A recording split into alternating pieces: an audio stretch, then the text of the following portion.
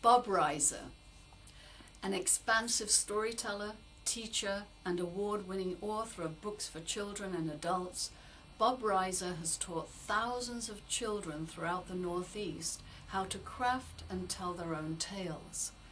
Bob addresses the Common Core standards by engaging students in a range of collaborative discussions, one-on-one, in groups, and teacher-led, with diverse partners so that they express their thoughts clearly and also build on others' ideas.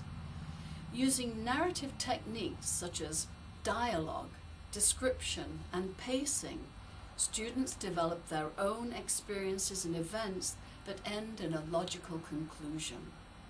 In the process, students demonstrate their understanding of sequencing and the use of facts and details to develop their main idea and theme. But in one of those moments that can transform a lifetime, when those shoes landed on the ground, they were pointed the wrong way. Getzel woke up. Nice nose. He saw his shoes, stepped into them, and went straight on. Warsaw, here I come! And then he was struck with a philosophical hypothesis. Perhaps, in his wisdom, the Creator has made all villages the same, so that no one place would be jealous of another. What an idea! He wrote it down in his book. And then he headed on to Warsaw, the synagogue. He peeked inside the window. There was the rabbi. He looked exactly like the one at home. But suddenly the rabbi looks up at him and yells, come in, Getzel. Getzel was surprised. This he didn't expect. He walked in there. You know my name? Of course I know your name. Suddenly, the door to the synagogue swung open, and there stood a woman who looked exactly like Melka. Getzel! You know my name? Yes! Come home with me! Getzel was aghast. He had heard about these fast city women, you know. I will have you know I am a married man. She looked at him and she said, I know, and you've been away from your wife much too long. So come on home.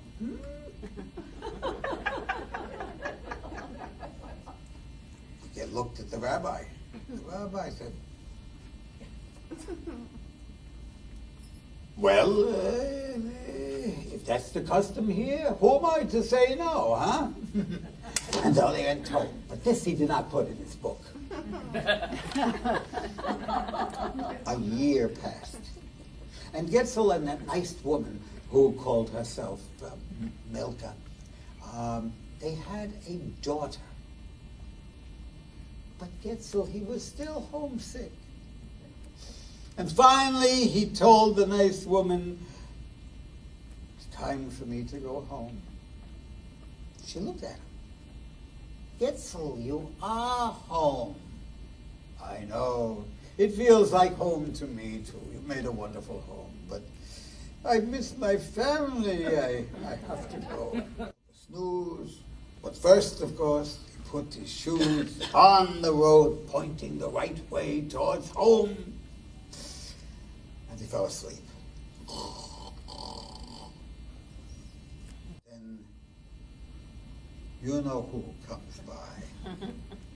Oh, look, pair of shoes right in the middle of the road. He bent down, picked them up, he threw them down on the floor with Swiss cheese, and he walked off on his way.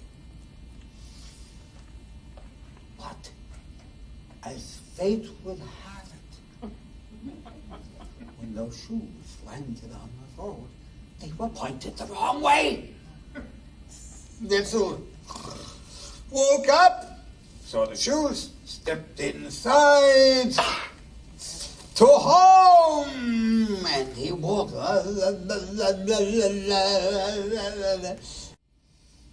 He had a terrible confession to make. Poor Milka. How would she take it? The door's place open.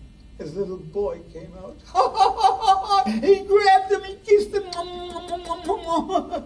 And then Milka stepped out the door and she was holding a baby girl in her arms.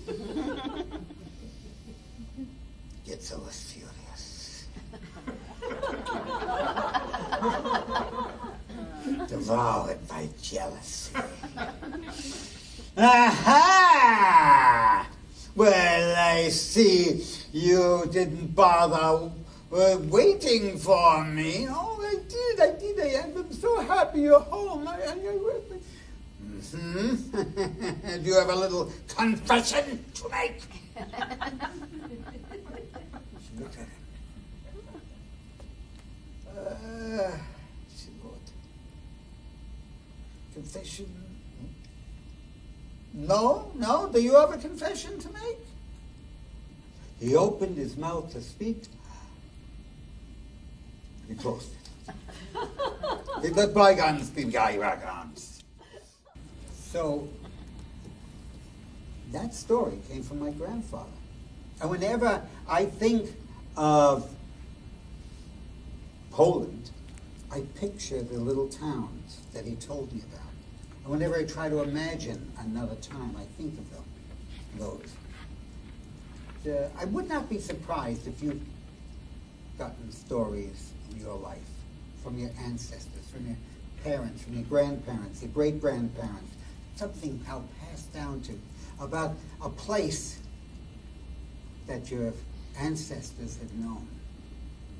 So get together with a partner, somebody right next to you. Just turn to your partner and give them a 1-minute version of your story. Just exchange a quick little story with each other. So you see, old stories, old family stories, old folk stories, they show us that the past and the present are never that far apart. See, we're a part of a line that began long ago and will probably go on long after us. And our own stories are going to be heard by our children, our grandchildren, our great-grandchildren, on and on. In school, that's what we call history.